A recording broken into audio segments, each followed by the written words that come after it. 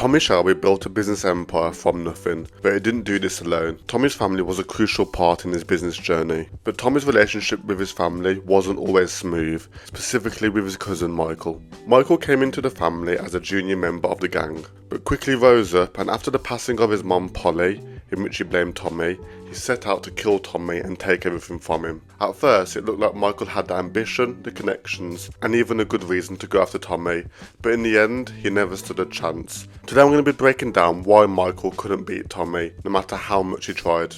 Section 1. Michael was a businessman, not built for war. First off, Michael was never built for a war. Yes, he was involved in crime in the Shelby organisation, but not in the way Tommy, Arthur and John was. Michael worked on the business side of things. He handled the numbers, the expansion into America and the accounting. He was an important part of the Shelby company, but he wasn't out on the streets. He wasn't pulling triggers, leading ambushes, or involved on any of the action within the gang. Compare that to Tommy, who fought in the trenches during World War I, dealt with gang wars in Birmingham, and faced enemies at every level of society. Tommy lived through multiple wars, and he adapted, and almost thrived in it as well. Michael may have killed people, but that didn't make him a soldier. I knew these kills weren't strategic kills, they were lined up already for him. His goal was to kill Tommy, but he didn't have the instincts or the mindset to eventually pull it off. When he did plan his moves, it wasn't sharp enough or strategic enough to outsmart Tommy. To kill someone like Tommy, it takes strategy, timing and nerves, and that's where Tommy had the upper hand to eventually beat Michael. Section 2.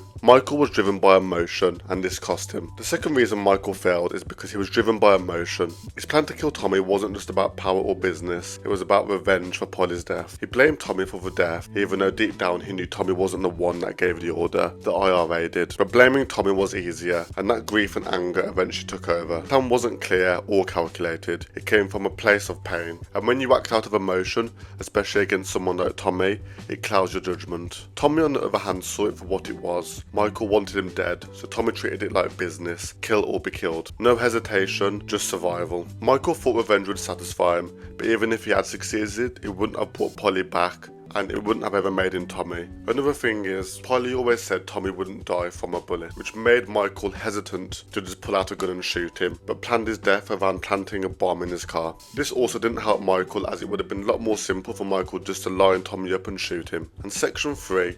Tommy had more experience, more strategy and more control. At the end of the day, Tommy was just more experienced. He had been in power longer, he'd faced more dangerous enemies such as Sabini, Alfie Solomons, Luca Trangretta, Mosey and the IRA. He didn't just survive them, but he outsmarted all these, and he was a master strategist. He didn't just react, he'd planned several steps ahead. He watched how people moved and studied their habits, and when the time came he outsmarted them, and that's exactly what happened with Michael. Tommy knew he was plotting something. He let Michael think he had the upper hand, which led him to letting his guard down, just enough to lure him in. I think the best way he did this by when he was meeting Michael coming alone. He did this when he initially met Michael, and then when he met Michael in the last episode to carry out the business deal. This made Michael less wary of Tommy.